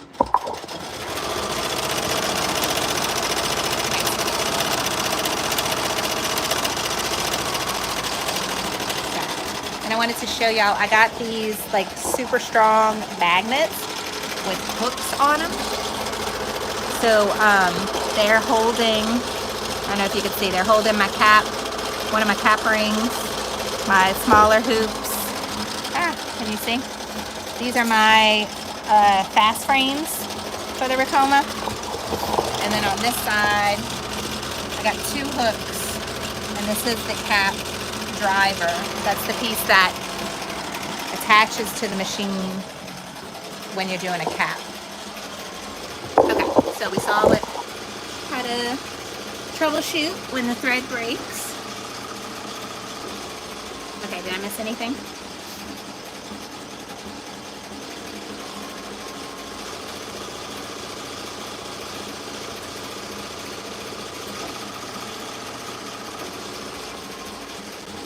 You got your fast frames in, Carol? I like the easy frames too. Oh, Amber, I got those magnets off of Amazon. I'll send you the link when we're done. I got those magnets, and I bought some strong magnets for my heat press so that I could keep my Teflon paper up top all the time. That's something I've been meaning to do for like years. I finally I need magnets. But yeah, I'll send you, the set I got has, with the hooks on them, had 5. So I got 3 on one side holding hoops, and then 2 on the other side, and that where the cap driver can lay on it nicely. The Persona stand is a little different because it has kind of like a pegboard on the side. So the Persona stand, I don't know if you could see, it has like this pegboard, and it comes with 2 of these. It comes with 4 of these hooks because I got some on this side too, but I pushed my machine against the wall now, so it's not very useful. But I have my hoops, and this is the cap driver for the Persona, and I have it hooked there. So I like the pegboard on the side, it's nice, but I improvised with the Ricoma with those magnet. Oh yeah, Harbor Freight. That would be good. So that's the stand for the Persona. It doesn't come with the machine. That's an extra purchase. Oh, and I guess I could show y'all this. I've been playing. The Persona has a new frame. It's an 8x14 multi-positionable frame.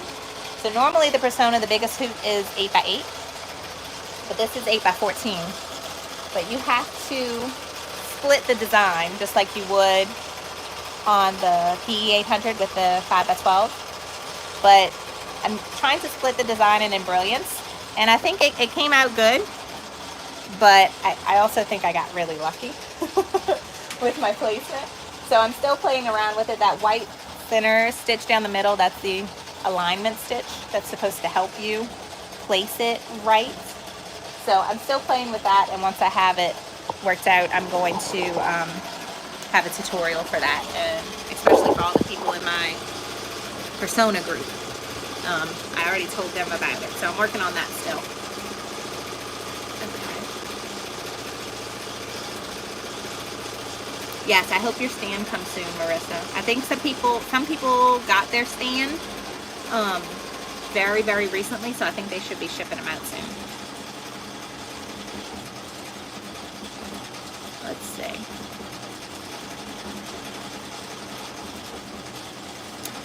Marsh wants to know if you get the PE 800 from Walmart, does it come with accessories?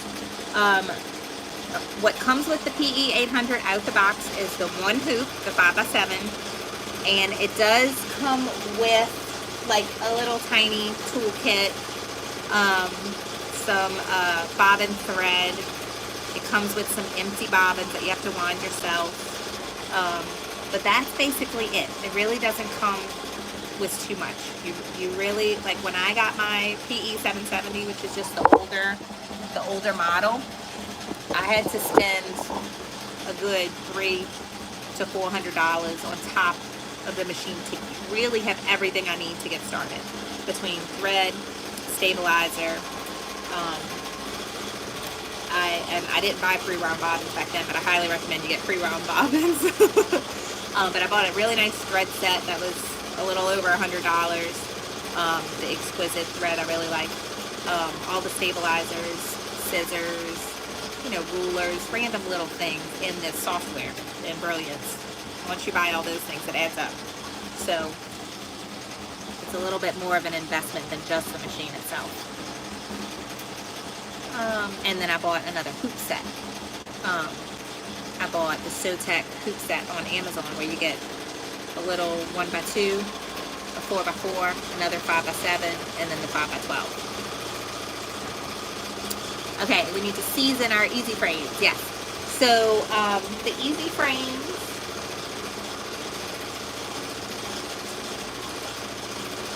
prime example.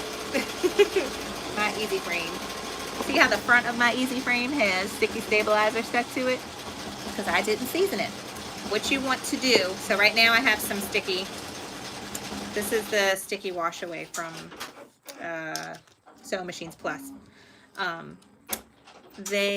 You want to treat the back of your easy frame with some type of orange oil, like Goo Gone. So when you first get your frames, take some Goo Gone on a paper towel or your fingers and just rub it into the metal and let it sit for a few minutes. And then take a dry paper towel and just wipe it off. You know, it's still kind of on there, but wipe it off. That is going to season your easy frame so that when you do stick sticky tearaway on it, it's not going to leave so much residue on it when you're done with the project and need to peel it off. It might leave a little, but it's going to come off a lot easier than the situation I'm in right now. So that's how you season your easy frame.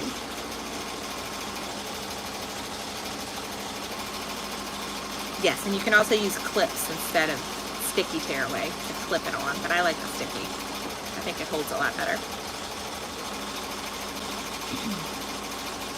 Yeah, the PE 800 is hard to find right now. I've been checking on an almost daily basis. Walmart has it. Home Depot online has it, but they're always showing it sold out. Amazon does get it once in a blue moon. The price ranges from as low as $6.15 to $7.99. In the good old days, it was, you know, $600, $6.15. But yeah, on Amazon now it's $1,700. When it says for sale from other buyers, just wait. Don't buy it. It needs to be from Amazon, and that's going to be the best price you're going to get.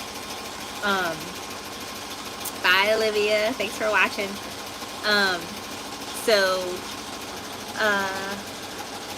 Yeah, Debbie, I know I need to soak my frames. And I've heard that awesome cleaner from the dollar store helps get it off. But y'all been hearing me say for 6 months now, I'm going to clean my other frames. I never do. Oh, no. There goes the breaker. Oh. I should have unplugged the iron. Give me 1 second, guys. Hey, Chris? Chris? Can you go flip the breaker in the garage, please? This may have messed up my design. Because, so the outlet under here that my lights are on a different breaker. The rest of my room is on a breaker, and you can see everything. That light went out. Now it's back on. So the machine was in the middle of stitching the polar bear. But the good thing is that I should be able to reline it up right in the center and hopefully get it right back where it was going. So main axis is not at 100. Okay. So, and my needle is down too. So I need to, no needle. This is going to be a first for me because this hasn't happened before. All right. Can we unlock? Okay. Now can we, no needle. All right. I am going to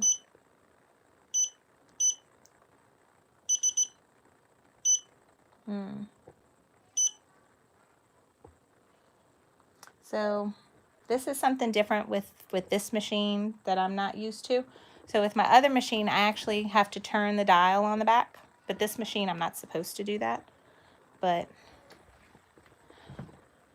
see, this is the axis is saying it's not at 100. I'm gonna turn it to be at 100. So let's see. Rotate the wheel. Thank you, Carol. So my needle is down. I'm gonna press it here too. This is the rotate at 100. No needle. There we go. Now I'm back in business. Okay, so now I just have to figure out how to put my needle right back where it was. Okay, so now it's recentering everything. And now it's putting the design right back in the middle of the hoop. But remember, I had to move my design a little because my center mark, and I can't see it anymore because the polar bear covered it up. So I can't see my center mark anymore. Oh, I also forgot to put water solid stabilizer. I wanted to do that and I didn't, but it still looks really good. Okay, so now it's going to be tricky, guys. It's going to be tricky. Also, because it never cut, I still have thread there. So I'm going to cut that.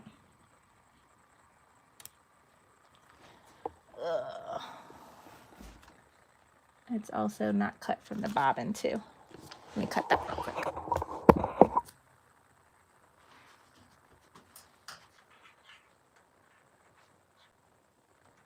Okay. So this might be tricky. I'm gonna keep going with it and see if I could line it up. If I could see my placement mark, this would be much easier. But because I can't see it, but I can see it underneath. Not really, because it's right. I can see my first placement mark. It's like right here. Okay, let's guesstimate.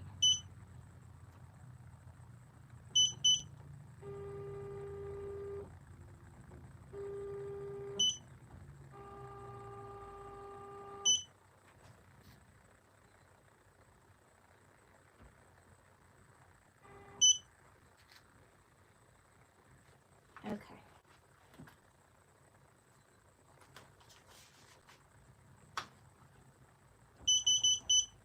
Let's see if I could get lucky. It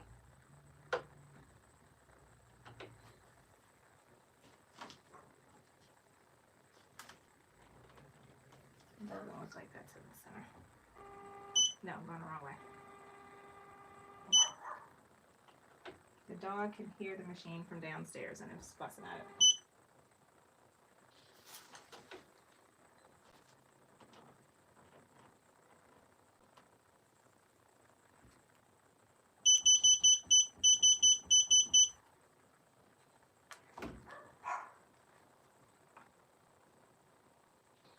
Okay, so now what I can do is I need to lock it. I could go to trace.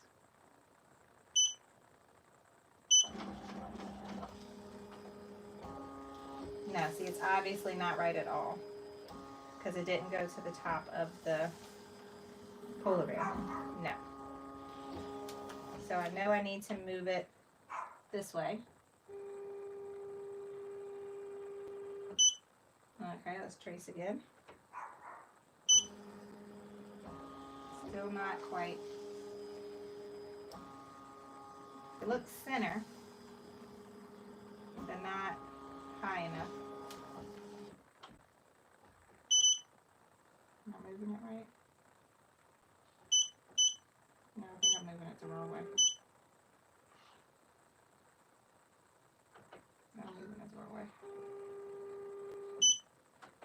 Okay, let's try that.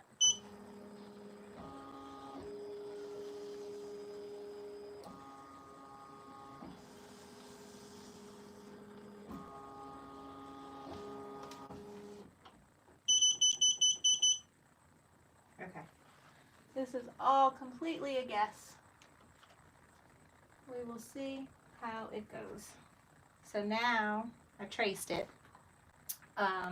Now I'm going to click this button. Nope, it's not going to let me.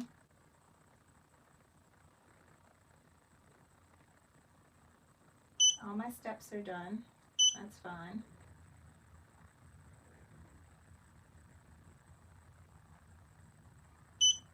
Unlock.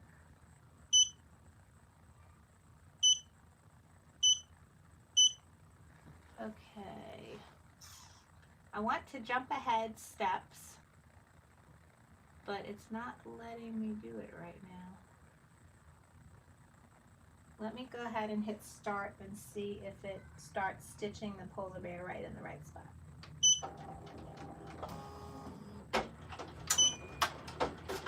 And I stopped. That looks kind of spot on. Okay, so now I'm gonna hit, now I can change colors. So I'm gonna click, click. Now this allows me to jump color steps. I'm sorry if this is not close enough.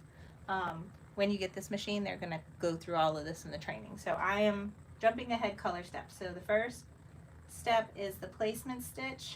So now that's done. So now we're on the tack down stitch. That's done. Now we're on the nose. That's done. Now we're on the nose and eyes. That's done. The cheeks. That's done. Bottom of the scarf. The scarf. Okay, now we need to go back, and now we need to jump ahead individual stitches. Let's go ahead 500 and see where that takes me. That's all of that. Okay, let's jump ahead 500 more. And I can see on the screen what is orange is showing me what is stitched already. So right here I could see it's done the satin stitch up to the ear, but we're done the satin stitch all the way up to the other ear. So I'm gonna keep moving ahead until I see it somewhat close to where I want it to be.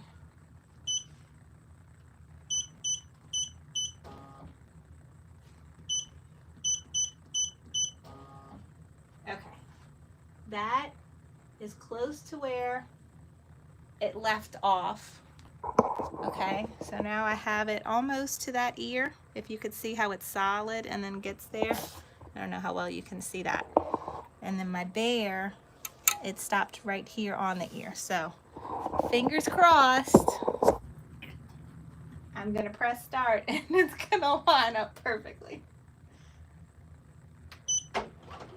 Nope, nope, I can see right away. It needs to move a smidge this way. Let's see if I could do it.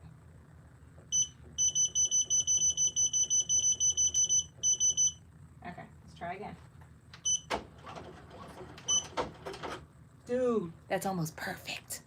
I think it's perfect. Okay. One more, just to be safe. All right, let's go. Oh my goodness. All right. Nope, something's not happy. It's saying a thread break, but I don't have a thread break. Okay, let me check underneath.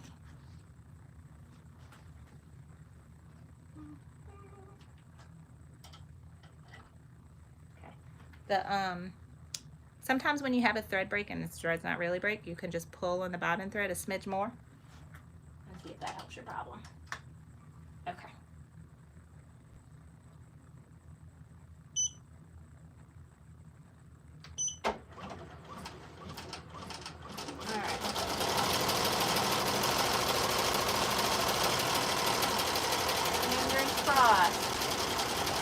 Looks like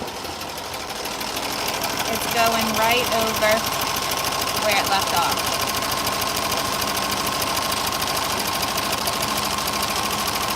Woo! I'm so excited.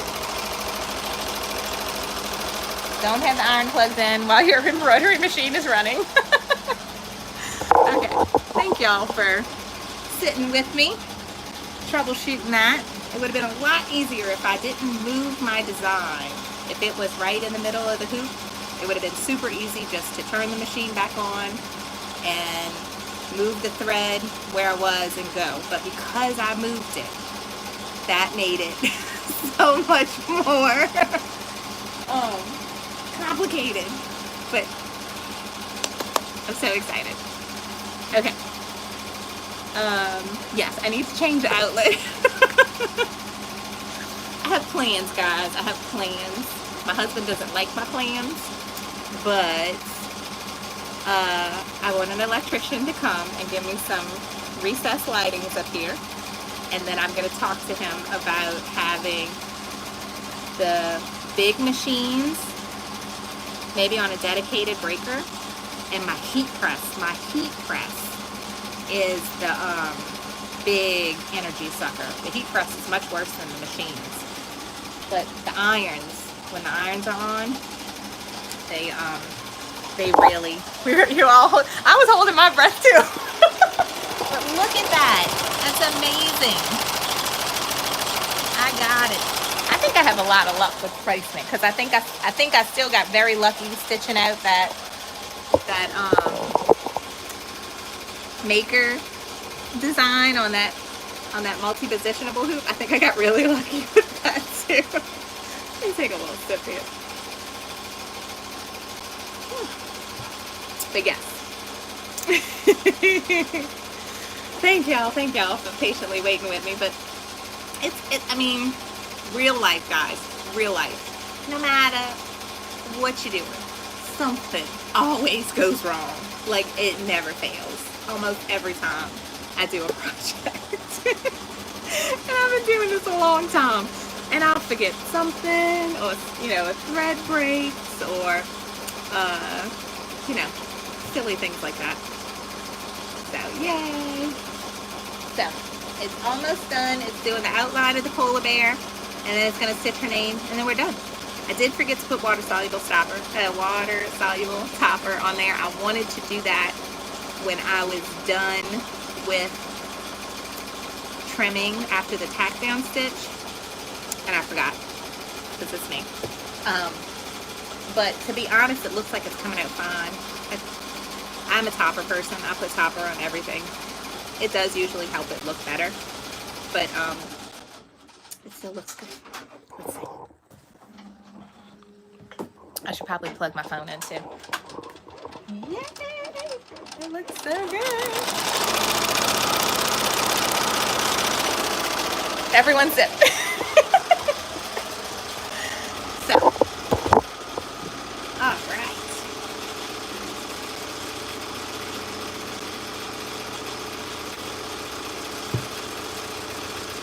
All right. Deanna says, everything I order, every time I order something, my husband says, "Did Carly say you needed it?" Well, then get it. That's right. That's right. We all. Thank you, Amber. Amber likes my koozie. My friend Amy made this for me. She does the epoxy with the glitter and the sparkles. Love it. And then she did my name. I think she has a Cricut. But I sent her my font that my logo is in, and so she made it look just like my logo on my website. I love it. I love all the colors. They're my favorite. It's so pretty. But she makes like the tumbler cups and everything, but she had koozies because she's the one that got me to start drinking these drinks. So she got me a koozie. Magic. Yes, she does sell them. She sells them locally. I don't know if she'll ship, but I'll ask her. I'm sure she'll ship you one if you want one.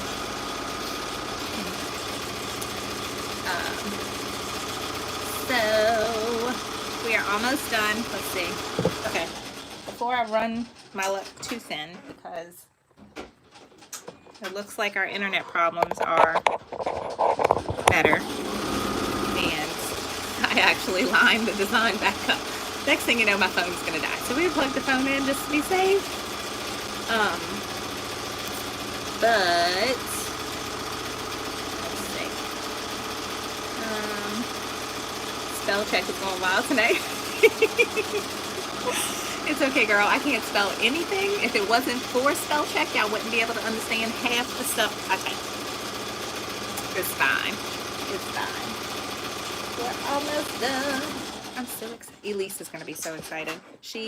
Y'all know, she's so funny because I tell her sometimes she needs to have patience, and she literally comes back at me with, Mom, I'm not a patient girl. And I'm like, I can't help but laugh at this kid. So, on Monday or Tuesday, whatever it was, I made the Abigail scarf because I needed to prove it, you know, to make sure that she wanted one, because knowing her, she would be like, I don't like polar bears. But she loved it, and she patiently waited all week. She's like, Mom, when's my scarf? I want my scarf. I'm like, Friday, baby. Friday, I'm going to make your scarf. Yay! Beeping. Beeping is done. It means we're done. So. Dun, dun, dun. All right, I'm going to take her off.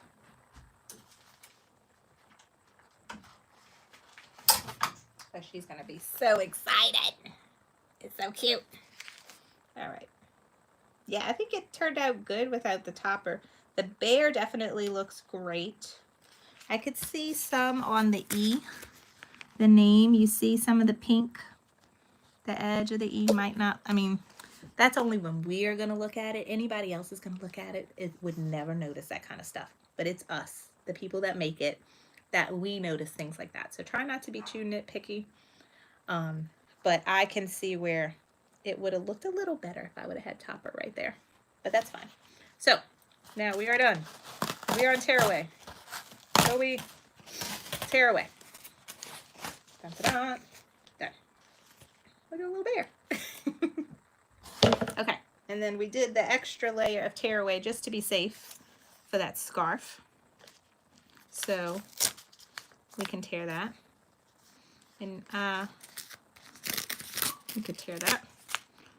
You can tear it away inside the bear. Now, if you are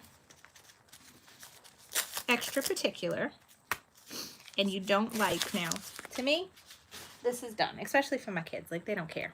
This is their scarf. They don't care that this is the other side of the scarf. But if that does bother you, before you cut your fringes, or even, I would do it before you cut your fringes. You can cut another long piece of fleece, and put the right sides together and sew along the whole thing. Excuse me. And then leave one side open, then turn it right side out. And so then you would have a finished, on the opposite side of the scarf too, would be finished, and then you wouldn't see that design. So that is an option for you if seeing the raw edge, the inside of the bear on the back bothers you. So let's just tear that out. Give me 1 second.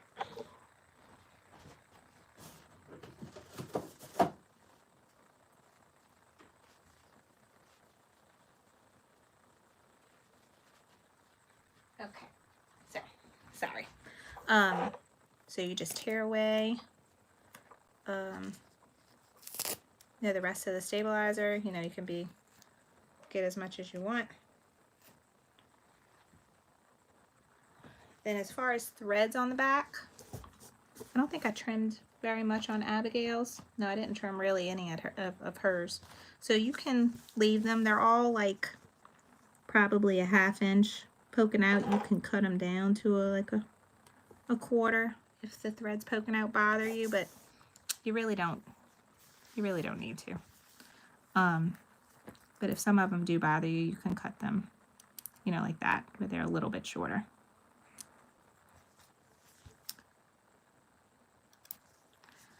But basically that's it for the back. Just tearing away the stabilizer. If you want to trim a little bit, you can. And then on the front, we still have our placement marks. So I'm going to use my handy dandy Tide pen.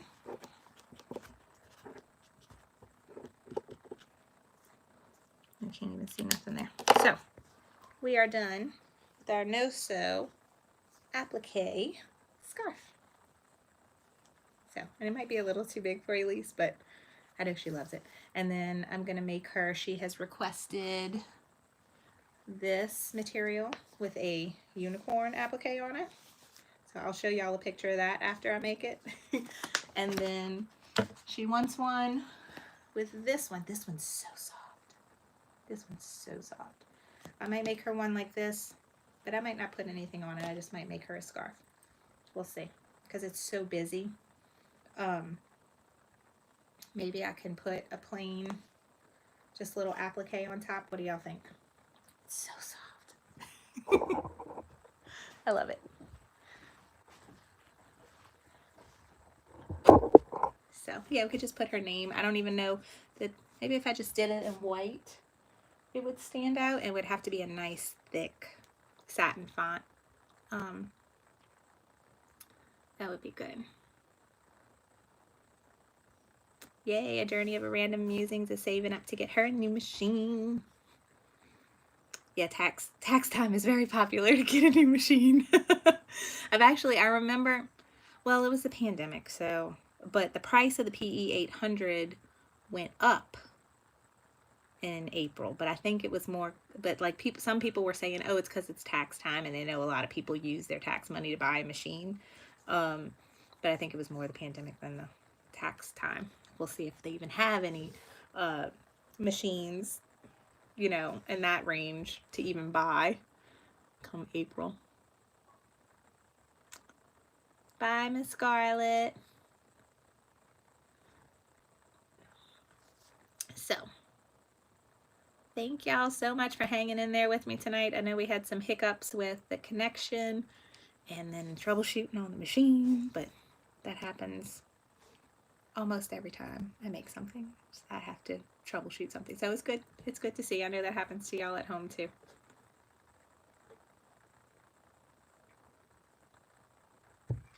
And now Elise has her scarf, and then watch it be like 80 degrees next week and not even cold enough to wear it. She'll probably still wear it anyway. Knowing my kid. Lacey, come see what I made you.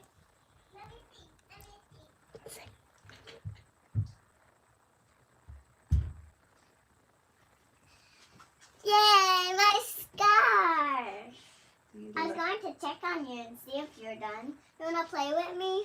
Yeah, let me tell bye to all my friends first. What's your I color? want to say bye. Oh, I have to cut your fringes on this side. I need to cut the fringes on the other side. Okay. So. Thank you. You're welcome. I'm glad you like it. You want to tell all my friends what you say every time Mommy does her videos? What do you say? Ladybug, ladybug. Ladybug, ladybug. This kid. What does ladybug mean? Give this video a big subscribe and make sure you click the bell. That's what ladybug means. That's what ladybug means, guys. Y'all should know this, right? They know this now, don't they? Ladybug, ladybug. But what if it might be somebody new that hasn't seen you before and doesn't know what ladybug means, so then you have to tell them. Yeah. Yeah, okay. Let's see, Kathy says, does anyone know how many stitches you can get out of 1100 could you color yard with me spool? now? So it's XO. XO, Do you okay. want to be yellow, I wanna be blue, blue. or pink? Blue. Can I color?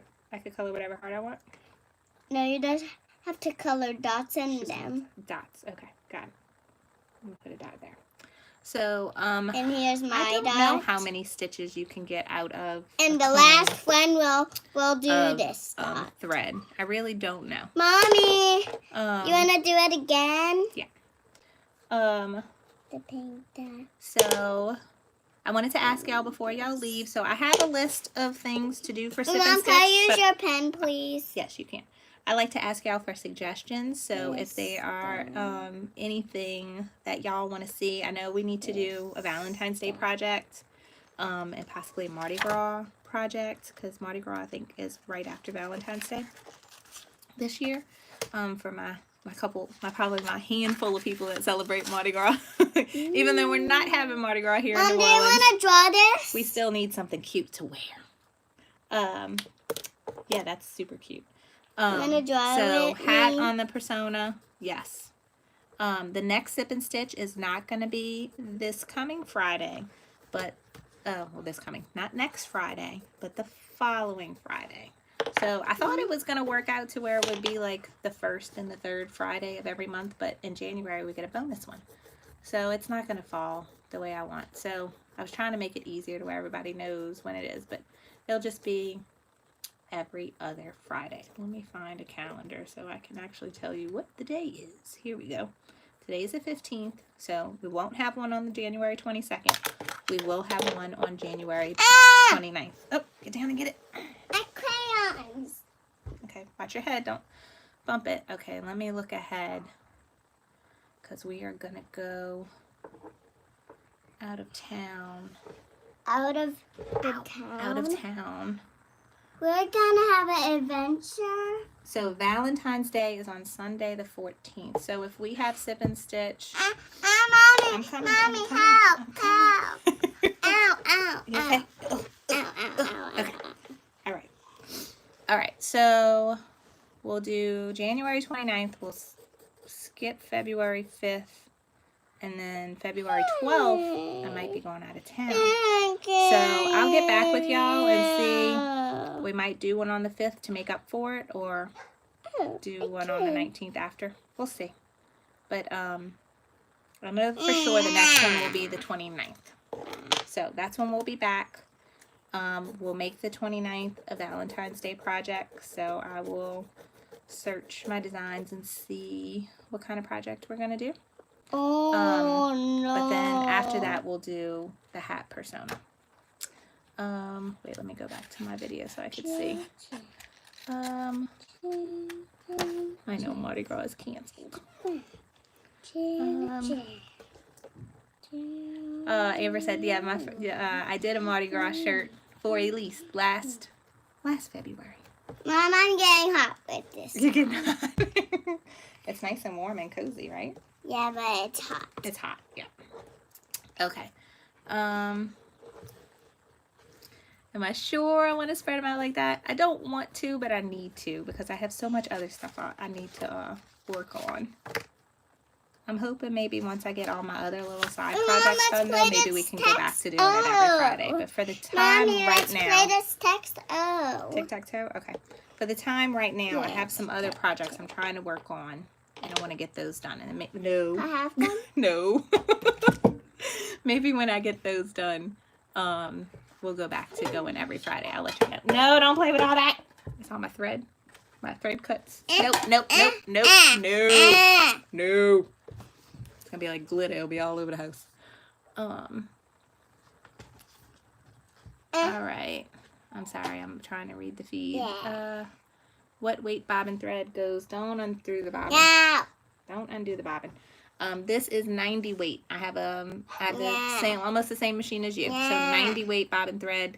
You want style A bobbins. I have a link down below for the pre-wound bobbins I use for the PE 800 or the PE 770. Yes, thank you, Carol, so much for helping out tonight, and Con and Brenda. I love you, ladies. Y'all are so special. Yeah, special because of your body. What? So, okay. Well, we are going to sign off for tonight. So last couple things. Everyone's special because of their body. Because of their body. What about because of their heart? Because of God made them. That's right. That's right, my baby. They're special. So, thank you all. Everyone's special. You're all special. That's right, my sweetheart. Thank you all for joining in tonight.